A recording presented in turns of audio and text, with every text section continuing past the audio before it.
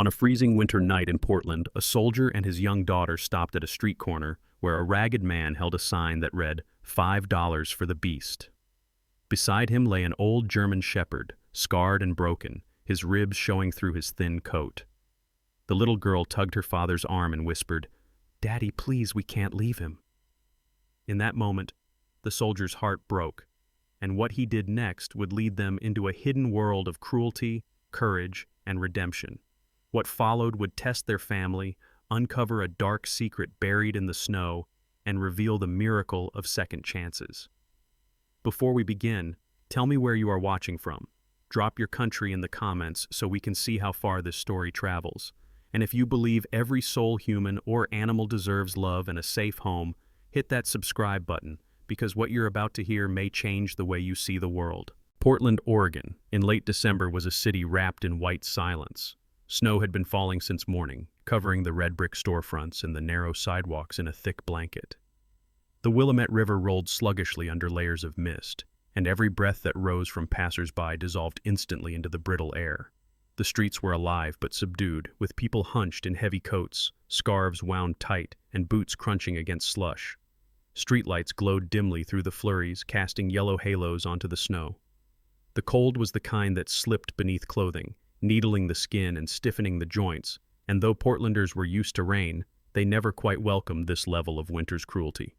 It was in this sharp-edged cold that one family's fate began to shift. Daniel Harris walked with the steady pace of a man who had seen harsher winters, but had not forgotten their bite. At 39, Daniel carried himself with the quiet gravity of a former soldier. Tall and broad-shouldered, his presence drew attention not because of arrogance, but because of an air of resilience that clung to him. His face, angular and weathered, bore the faint stubble of a man too often tired to shave. His hazel eyes, flecked with hints of green, were framed by lines that spoke of sleepless nights and burdens carried too long. Short brown hair, streaked with the first silver threads at his temples, poked from beneath a navy beanie. He wore a heavy wool coat, dark jeans tucked into weatherproof boots, and his gloved hands remained ever so slightly curled, as if prepared for something sudden. Once, he had been Sergeant Harris, a soldier stationed overseas, commanding men in landscapes harsher than this snowy city street. Now he was simply Daniel, a man trying to raise his daughter after his wife had left 3 years earlier. The war had left scars unseen. His discipline and vigilance remained, but so did the lingering loneliness and a constant sense that peace was something temporary, fragile, waiting to be broken. At his side, bundled in a puffy red coat with faux fur trim, was Emily Harris, his 9-year-old daughter. She had inherited her father's hazel eyes, though hers held none of his heaviness. They were bright, wide, and filled with the eagerness of a child who believed the world still brimmed with wonder. Her blonde hair spilled from beneath a knitted hat her grandmother had made, messy strands sticking to her flushed cheeks. Her breath puffed in soft clouds as she skipped along, her boots sinking into the snow. Emily was small for her age, slender, with a restless energy that made her seem like she was always on the edge of laughter. Her personality was one of curiosity and boundless compassion, a trait shaped by her grandmother before she passed away. That woman had spent years rescuing stray cats and dogs, often letting young Emily feed them and stroke their fur. Emily had grown up with the belief that no creature was too broken to deserve love. It was this inheritance of tenderness that often made Daniel ache, because in her, he saw his mother's spirit alive again.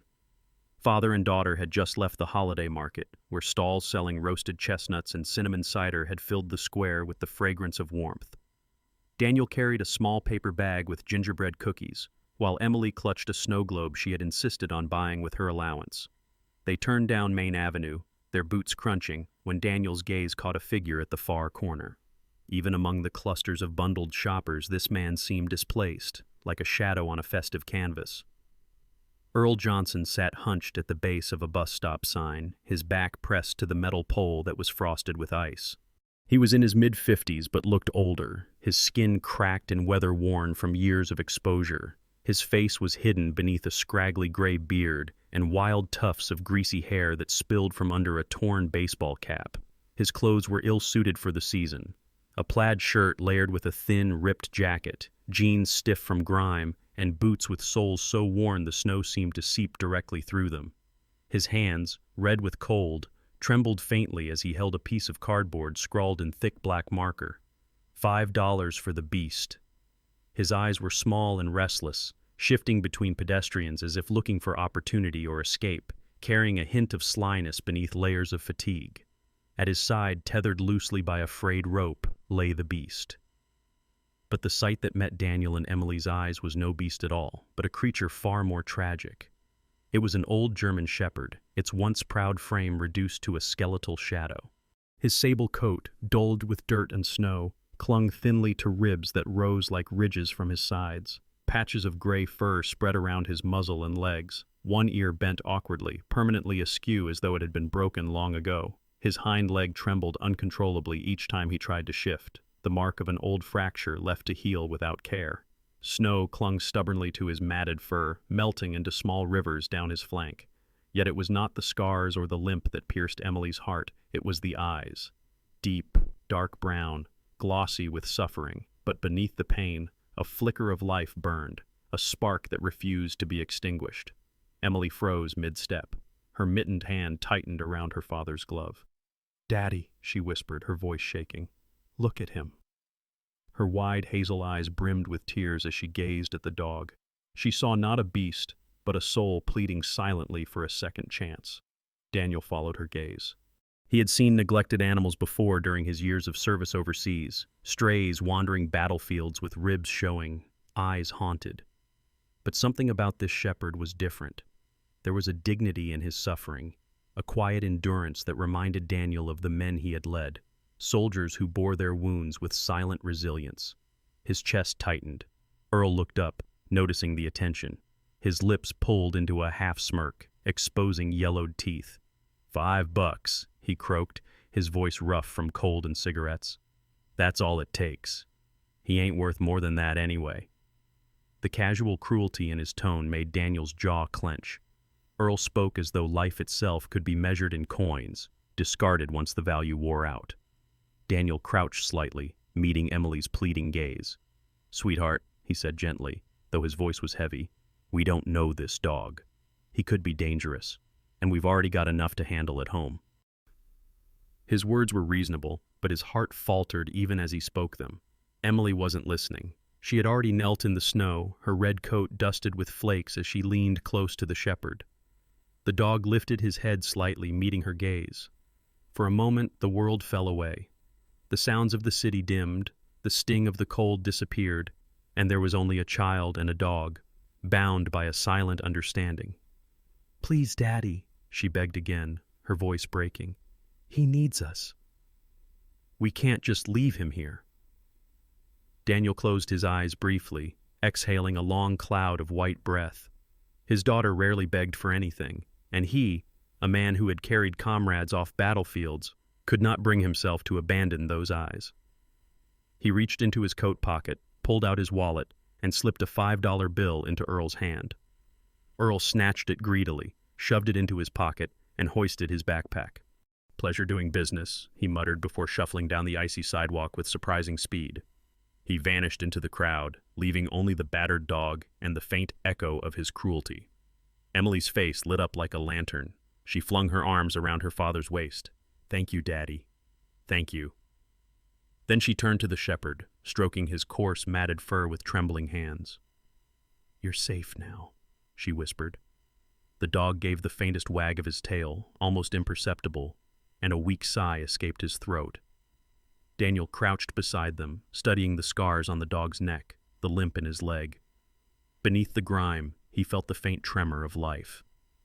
"We'll think of a name," he murmured, though his voice carried both weight and tenderness.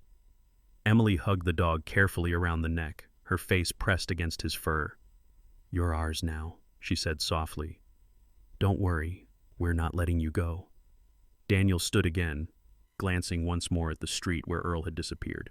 Something about the man's hurried retreat gnawed at him, but for now, his focus was on his daughter and the broken shepherd she clutched against her chest. For Emily, in that moment, none of it mattered. She had saved him, and in her child's heart, she felt that perhaps, in some way, he had saved her too. Snow still clung to Daniel's boots when he guided Emily and the battered German shepherd back through the narrow streets of Portland. The flakes had slowed, drifting lazily from the dark sky, but the air was still bitter, each gust slicing through the heavy wool of Daniel's coat. Emily insisted on holding the frayed rope tied around the dog's neck, as if her small hands alone could anchor him to safety. Daniel let her, though his eyes never stopped scanning, not the way a father only, but like a soldier who had not shed the habits of vigilance. When they reached their modest duplex on the edge of southeast Portland, the porch light flickered weakly against the falling snow. The house itself bore the look of quiet endurance, paint slightly peeling, a roof patched after last winter's storm, and a wooden fence that leaned as though exhausted. Daniel had bought it after leaving the army, seeking somewhere affordable yet safe for his daughter, and though it lacked charm, it was theirs. Inside, warmth greeted them in waves as the old radiator clanked noisily to life. Emily quickly tugged off her mittens and hat, her cheeks flushed, her eyes bright with triumph. The dog, however, hesitated on the threshold, his paws lingering on the mat as though uncertain he was permitted to cross. His breath clouded the air, and for a moment he looked ready to turn back into the storm. "Come on, boy," Emily urged, crouching and patting the worn rug. "It's warm in here." "You're safe." The shepherd's ears twitched, one bent awkwardly, the other stiff. With hesitant steps, he entered, his claws clicking against the wooden floor. He moved slowly, as though each muscle carried both memory and pain. Daniel closed the door behind them, shutting out the howl of winter. Emily immediately ran to fetch an old quilt from her room, spreading it near the radiator like a ceremonial offering. The dog lowered himself carefully, curling his body in a way that exposed the jut of his ribs. Daniel watched silently, the tightness in his chest growing heavier. He crouched near the animal, close enough to observe but not to frighten. Up close, the scars became more visible, a deep groove around the neck, as if a chain had once bitten into the flesh. Smaller cuts crisscrossing his ribs, and the telltale stiffness of a poorly healed fracture in the hind leg. Emily reached out tentatively, stroking the coarse fur. "We'll call him Ranger," she said suddenly, her voice decisive, "because he looks like he's been through battles. And because he's strong enough to keep going." Daniel glanced at her. "Ranger," he repeated softly, testing the sound. The dog's ears twitched, and though he made no sound, there was a faint recognition in his eyes, as if the name belonged to him already. To give the dog a proper welcome, Emily dashed into the kitchen, rummaging through cupboards until she found a can of chicken broth. "He needs something warm," she declared, pouring it into a chipped ceramic bowl. The scent filled the air, rich and savory, and Ranger lifted his head, nostrils twitching. He rose shakily, padding over to the bowl and lapped it eagerly, his tail giving the faintest wag. Emily clapped her hands in delight. As she fussed over their new guest, Daniel moved quietly into the kitchen to make a call. He dialed his sister, Laura Bennett, who lived across the river in Vancouver, Washington. Laura was in her mid-40s, tall and slender. With chestnut hair she wore in a practical bob. She worked as a nurse at a retirement home and was known in the family for her pragmatism and occasional sharp tongue. Years of watching patients fade had hardened her edges, though beneath them she still carried deep care for her brother and niece. "Dan?" Her voice crackled over the line. "You sound out of breath. Everything okay?" "We brought home a dog," Daniel admitted, lowering his voice so Emily wouldn't overhear. "Old, injured. Bought him off a man downtown for $5. There was a pause, then Laura's sigh drifted through. "You don't need another mouth to feed. You're barely keeping things steady as it is." Daniel rubbed his forehead. "Emily begged me. And when I saw him, I couldn't walk away." Laura's voice softened slightly. "That's your mother in her, you know. Always bringing strays home. Be careful, Dan. You've got a good heart, but it doesn't mean the world won't use it against you." "I know," he said quietly. "But maybe this time it's different." When he returned to the living room, Emily had arranged Ranger's quilt with her snow globe beside it, as if gifting him a piece of her world. The shepherd, belly finally full, lay stretched out, his eyes half closed but alert to every sound. Daniel knelt, extending his hand slowly. Ranger sniffed, then pressed his scarred muzzle against the glove. Daniel felt the tremor beneath the skin, the silent endurance, and a strange sense of recognition passed between them. Later that evening, as snow thickened outside and the wind rattled the windows, Emily sat cross-legged on the floor with her sketchbook. She drew clumsy outlines of Ranger, giving him heroic shoulders and bright eyes, the way she wanted to see him, rather than the way he was. Daniel watched from his chair, sipping coffee gone lukewarm, his heart aching with both pride and worry. He had promised himself to shield Emily from disappointment, yet he knew life rarely kept its promises. Before bed, Emily crouched by the dog again. "Good night, Ranger," she whispered, brushing her fingers along his ear. "Don't worry. We're family now." The shepherd blinked slowly, lowering his head onto his paws. His breathing was steady, the rise and fall of a creature who, for the first time in a long time, slept not in fear but in warmth. Outside, Portland lay wrapped in silence, snow layering the rooftops and trees. Inside the small house, Daniel leaned against the doorway of Emily's room after tucking her in, his gaze lingering on the shepherd curled near the radiator. He wondered not for the first time if this choice, impulsive as it was, would bring them salvation or trouble. But in the glow of the lamp, with Emily asleep and Ranger resting, the house felt less empty than it had in years. And though Daniel would never say it aloud, a quiet thought formed in his mind. Sometimes, perhaps, it was the strays who rescued you. The third night after Ranger had come into their lives, Portland was gripped by a cold so sharp it seemed to turn every breath into glass. Snow fell steadily in the hours after sunset, soft flakes swirling in the glow of street lamps. Daniel sat at the small wooden table near the kitchen, a pile of bills spread before him. The overhead light hummed faintly, casting a tired yellow haze across his face. His jaw was clenched, his eyes shadowed with fatigue. Raising a child on his modest salary from part-time security work was already a strain, and now there was another mouth to feed, another life depending on him. Yet when he glanced toward the living room where Ranger dozed near the radiator with Emily curled beside him reading a library book, Daniel felt a reluctant warmth.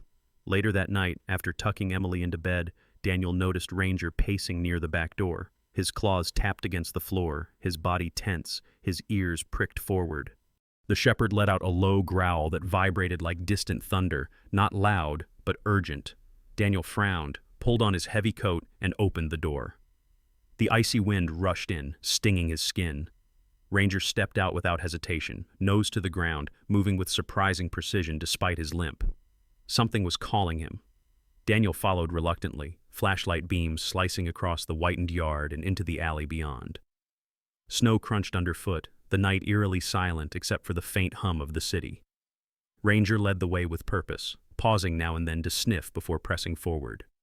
His tail was stiff, his body taut like a compass needle drawn to its point. They crossed a narrow street, past shuttered shops with snow gathering against their doors, and moved toward the older industrial edge of Portland. It was there, near a cluster of warehouses long abandoned, that Ranger halted. The building he stopped before sagged with age, its tin roof bent under the weight of snow, broken windows crusted with ice. Graffiti marked the brick walls, faded and smeared. A chain-link fence leaned precariously, one section already bent low enough for a dog to squeeze through. Ranger pressed his nose into the gap, whining softly. Daniel hesitated. He remembered hearing stories about these warehouses, once storage depots, now haunts for vagrants and occasional crime. He tightened his scarf and crawled through after Ranger. The crunch of snow gave way to the hollow echo of boots on concrete. Inside, the air was thick with the smell of rust and damp, the darkness pressing heavy against the beam of his flashlight. Ranger padded ahead, weaving through stacks of rotting pallets and metal drums. Then Daniel's light fell on something that made his stomach turn.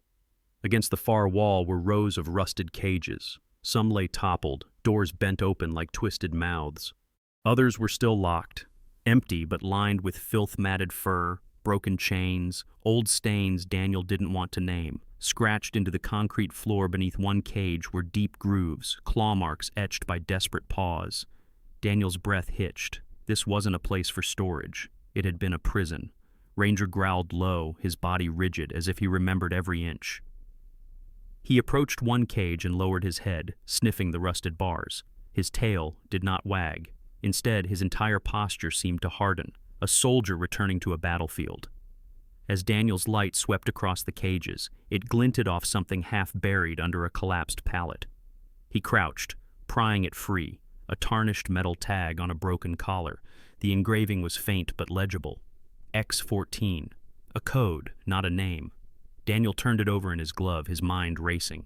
He remembered faintly a case he had overheard in the news 2 years ago. Rumors of illegal dogfighting and trafficking rings in the Pacific Northwest. Whispers of kennels operating under coded identifiers.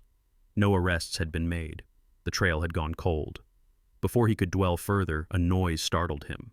A crunch of snow at the far entrance. His flashlight darted toward the sound. A figure stood there, illuminated briefly by the beam. It was a woman, bundled in a faded parka, a knit cap pulled low over her ears. Her face was thin, her cheekbones sharp, eyes wide with both suspicion and wariness. She held a canvas satchel against her chest as if protecting something fragile. Daniel lowered his light slightly. "Who are you?" The woman stepped cautiously into view. "Name's Mara Collins," she said, her voice hoarse but steady. She looked to be in her late 20s, her brown hair fraying out from under the cap, her complexion pale from exposure. Mara was slender, her movements twitchy, like a bird ready to take flight. "I come here sometimes, for scraps. Didn't know anyone else would." Her eyes flicked to the cages, then to Ranger, and something in her gaze softened. Daniel studied her carefully. He had learned long ago that appearances often lied, but there was no mistaking the fear laced in her voice. "You know about this place?" he pressed. Mara swallowed, hugging her satchel closer. "Everyone who drifts through these streets knows. Used to be dogs here. Bad things. Screams at night. I heard them." She hesitated, then added in a whisper, "Some say it's still happening in other places. This warehouse. Just one of many." Ranger whined softly, turning in a slow circle before planting himself firmly beside Daniel, his dark eyes fixed on Mara as though weighing her words. Daniel sensed no threat in her, only desperation. Mara shifted uncomfortably under the scrutiny. "I don't stick around long. Too many ghosts. Too many." She started backing toward the door, her boots crunching against debris.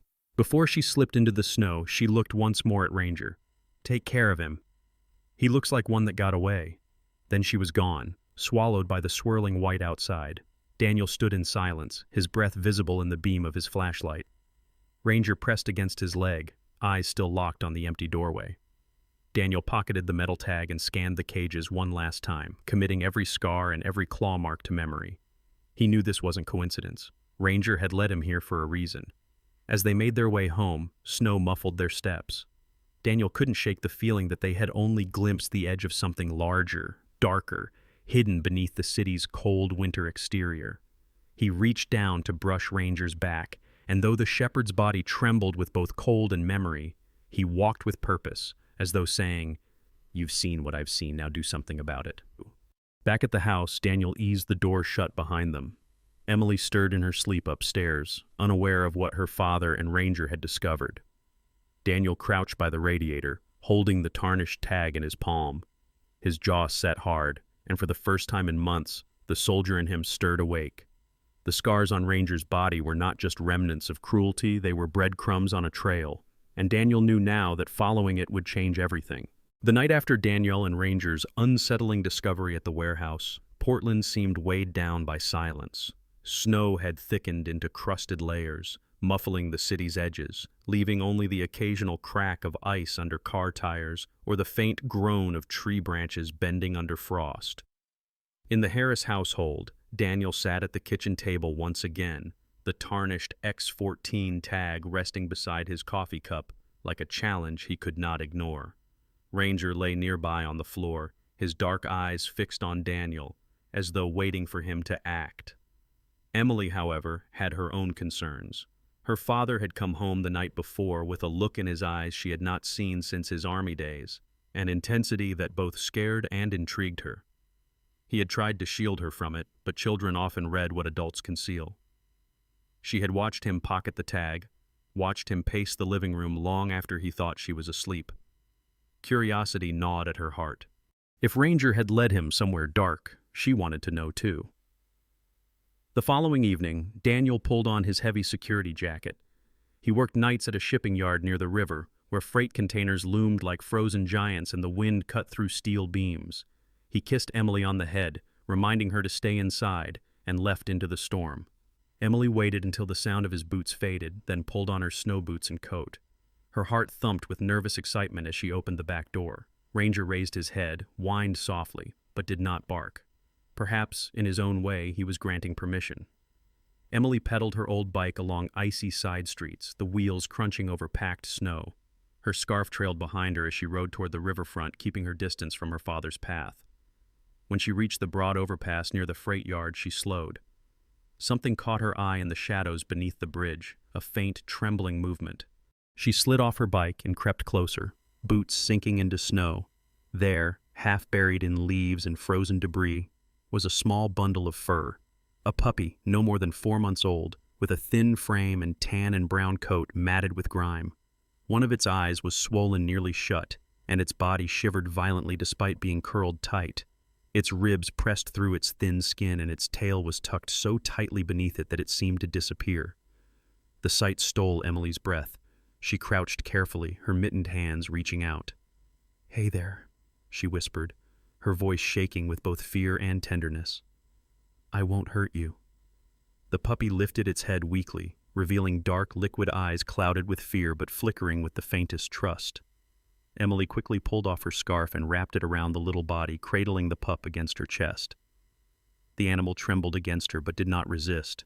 Snowflakes melted into her hair as she held him, her small arms tightening as though to shield him from the whole world.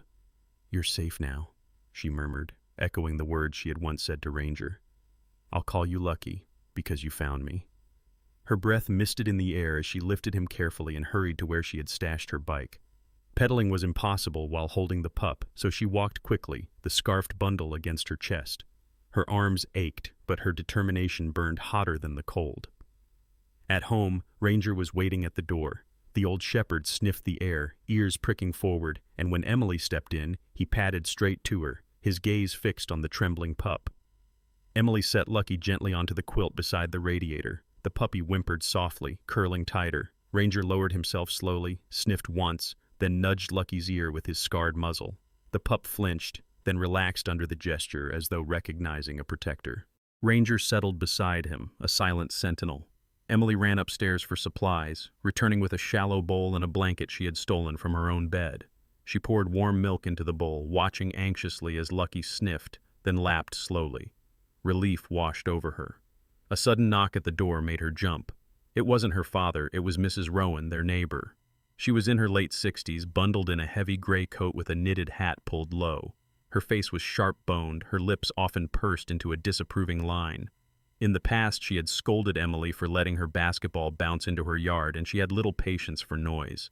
Tonight, however, she was holding a tin of gingerbread cookies. "Evening," Mrs. Rowan said curtly when Emily opened the door. "Your father around?"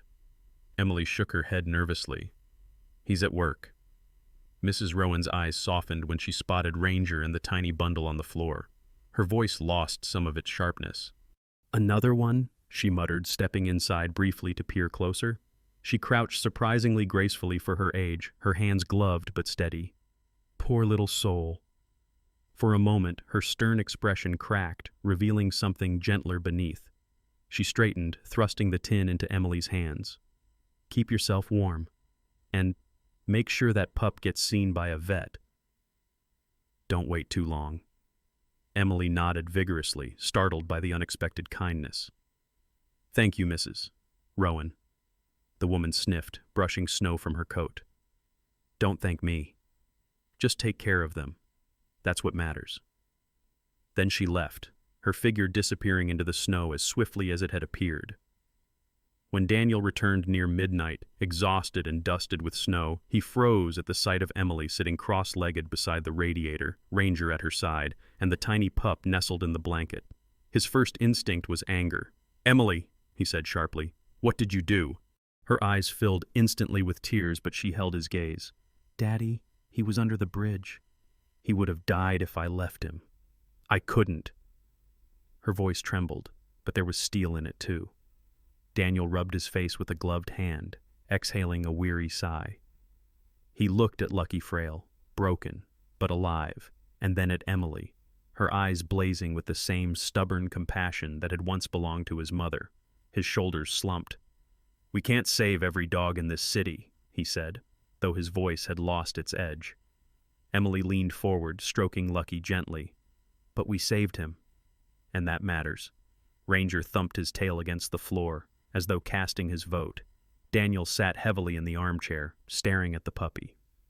A soldier's practicality warred with a father's heart, but in the quiet warmth of that winter night, he knew Emily had already made the decision for both of them. Lucky was part of their family now. Snow fell harder than ever, sweeping across Portland in relentless sheets, coating every roof and burying sidewalks beneath heavy drifts. The city seemed locked in stillness, muffled by the storm, as if the world were holding its breath. Inside the Harris home, the windows rattled faintly against the wind. Daniel sat at the kitchen table, the tarnished X14 tag in front of him, its edges catching the weak glow of a lamp. Ranger lay by the radiator, eyes fixed on him as if demanding action, while Emily curled on the floor beside Lucky, whispering stories to the puppy who trembled softly in his blanket. Daniel's phone buzzed with a message, an anonymous tip left on the police hotline, but forwarded to him by a contact who trusted his instincts. The message was brief. "Southwoods, off Miller's Quarry, tonight. You'll hear them before you see them." His jaw tightened. He knew the phrase, "you'll hear them," meant dogs. He couldn't do this alone. Picking up his phone, Daniel scrolled to names he hadn't called in months. The first was Carla Reed, a woman in her early 30s, tall and lean with sharp cheekbones and piercing green eyes that missed nothing.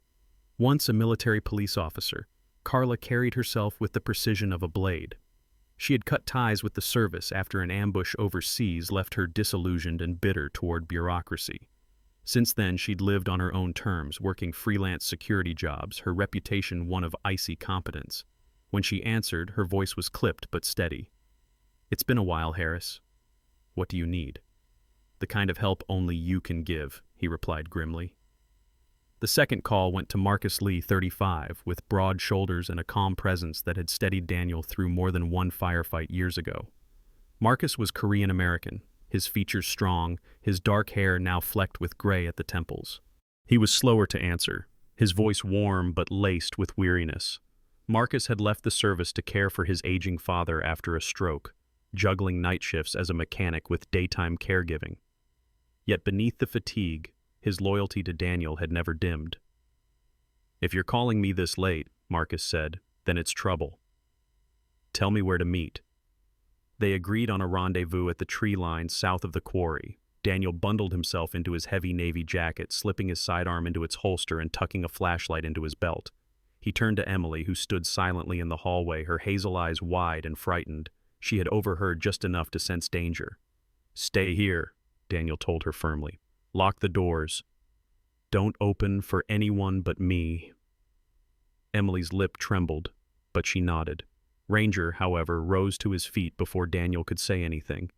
The old shepherd limped forward, shoulders squared, ears alert despite the one bent ear. His gaze was unwavering. Daniel knelt, resting his hand on the scarred head. "You're coming," he murmured. "I'd never stop you."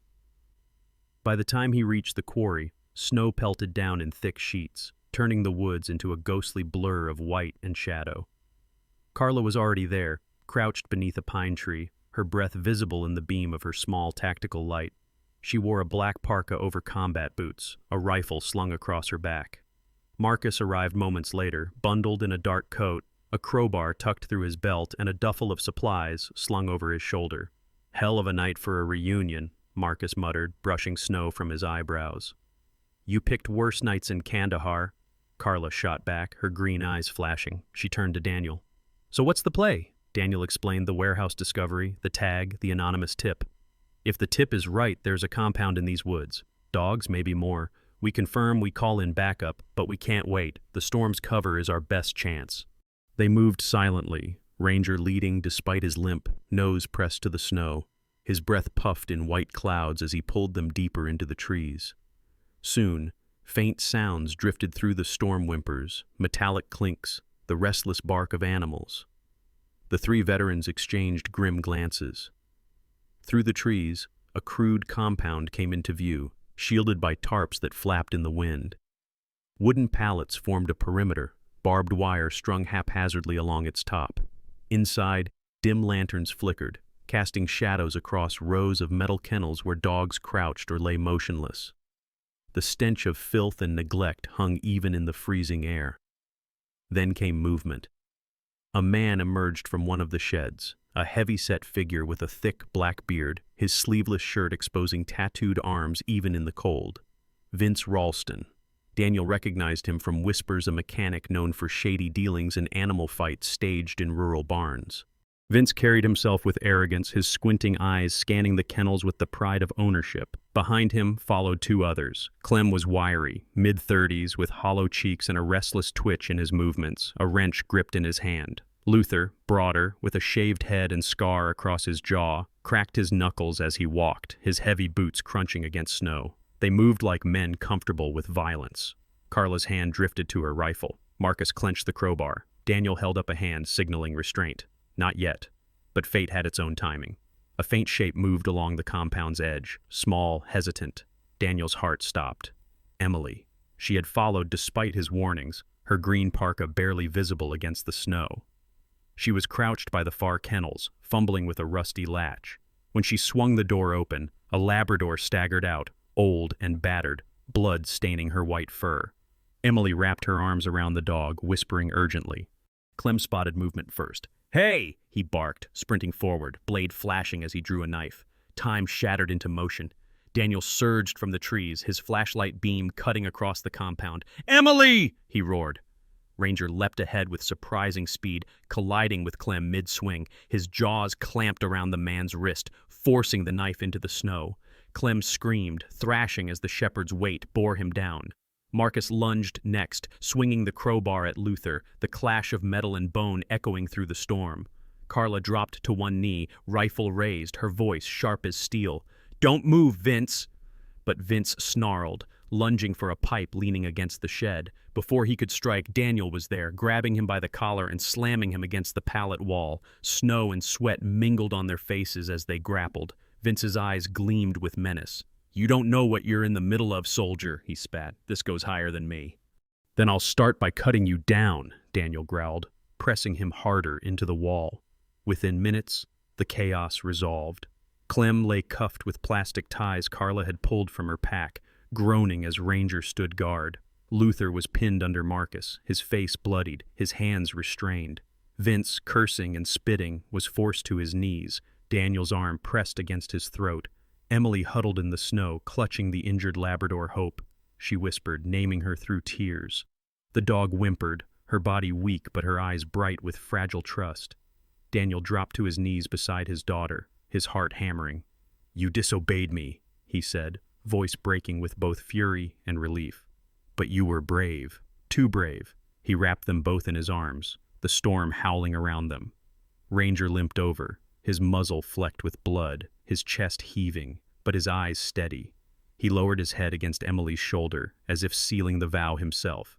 She was safe, and he would keep her so. Backup arrived minutes later, lights flashing against the snow, officers flooding the compound. Vince and his men were dragged away, still shouting threats swallowed by the storm.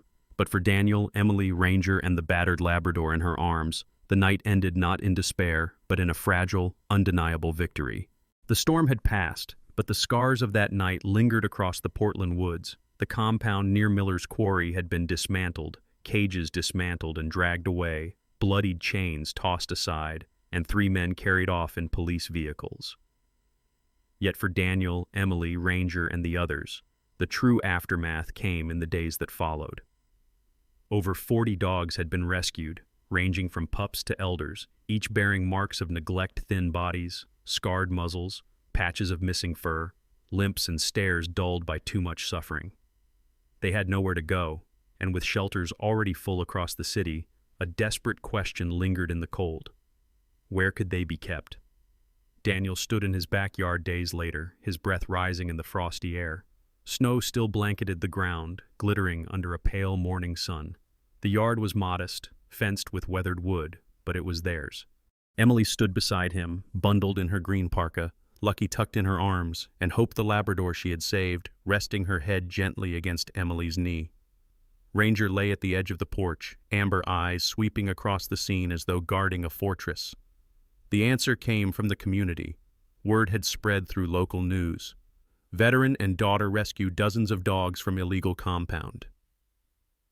Cameras had caught the moment Emily clutched Hope in the snow, Ranger standing guard like a scarred knight. The image struck a chord across Portland. Within days, neighbors began arriving. One of the first was Mrs. Rowan, their older neighbor who had once scolded Emily for noisy games. This time she arrived carrying a basket of blankets and a thermos of tea. Her silver bun was tucked tightly under a knitted cap, her stern eyes softer than before. "I can sew extra padding for those crates," she said briskly, avoiding Daniel's surprised expression. "My husband worked with rescue dogs. I'll not stand by and watch these ones suffer." Next came Dr. Samuel Peters, a veterinarian in his 50s with a round face, thinning blonde hair, and glasses that constantly slipped down his nose. He had run a small clinic near Powell Boulevard for 20 years and was known for treating strays at little to no cost. Daniel had once seen him patch up a cat brought in by neighborhood kids. "I can donate supplies, doctor," Peter said, unloading boxes of gauze, antibiotics, and canned food from his van. His hands were steady, his voice practical but kind. "But you'll need space. Lots of it." Then there was Hannah Miller, a young woman in her late 20s with short auburn hair, freckles, and a wide smile that revealed a gap between her front teeth. She taught art at the elementary school Emily attended and was adored for her warmth. Seeing Emily on television had struck her heart. "I can rally volunteers," she offered, her woolen mittens dusted with snow. "Kids, parents, anyone willing to help build. We'll make something here, something lasting." And so the yard began to transform.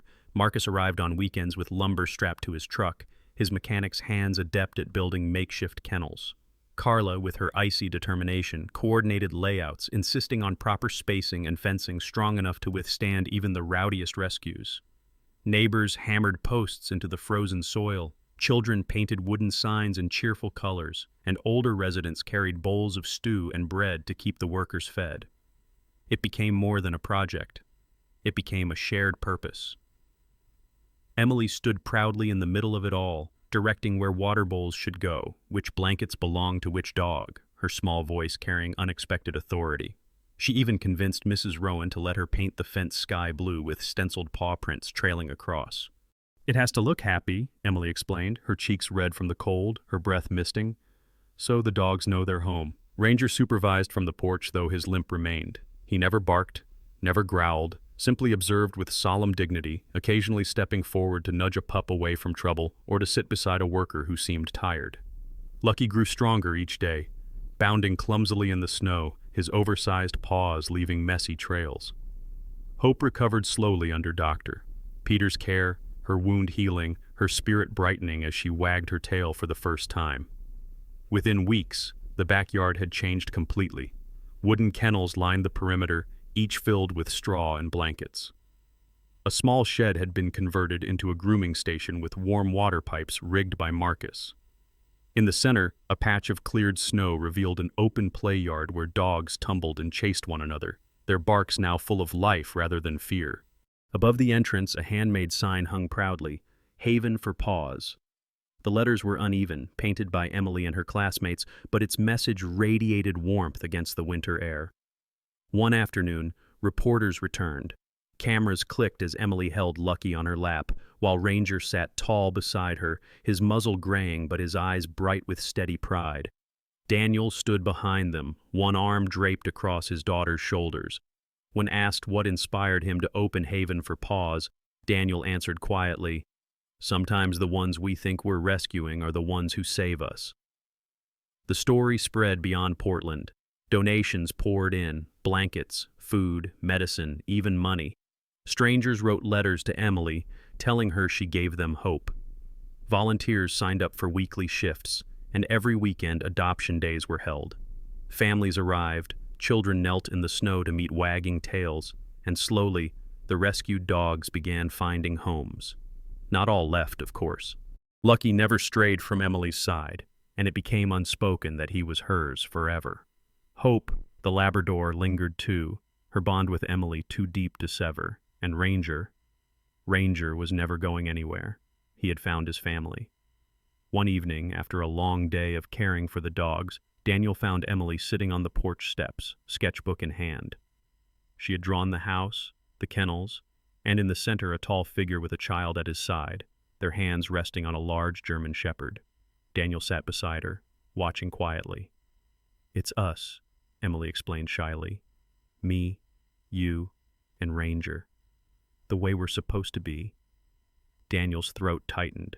He looked out across the snowy yard, where dogs played under the faint glow of porch lights, volunteers laughing as they packed up for the night. The air was cold, but for the first time in years, warmth filled his chest.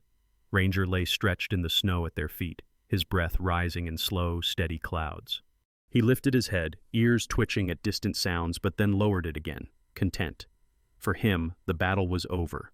He had limped through storms, survived chains, endured cruelty, and now he was home. The Harris family had opened their doors to a broken shepherd, and in return, he had opened the world to them. Haven for Paws was more than a shelter. It was proof that even in the harshest winters, love could carve out a sanctuary of light. Sometimes miracles don't arrive with thunder or lightning. Sometimes they come quietly, limping through the snow with scarred paws and tired eyes, asking for nothing but a second chance. Ranger's story reminds us that God often places these miracles right in front of us, not to test our strength, but to show us the power of love, compassion, and redemption. In our daily lives, we all meet people or moments that seem too broken, too lost, too forgotten. But with faith and kindness, we can turn pain into healing, despair into hope, and loneliness into family. Just as Ranger found a home, we too can become instruments of God's grace, bringing warmth to the coldest of winters. If this story touched your heart, share it with someone who needs hope today. Leave a comment below and tell us where you are watching from. And if you believe that every soul, human, or animal deserves a second chance, type Amen in the comments. Remember to like, subscribe, and stay with us for more stories of loyalty, healing, and the quiet miracles God places in our lives. May the Lord bless you and your loved ones with peace, faith, and love. Amen.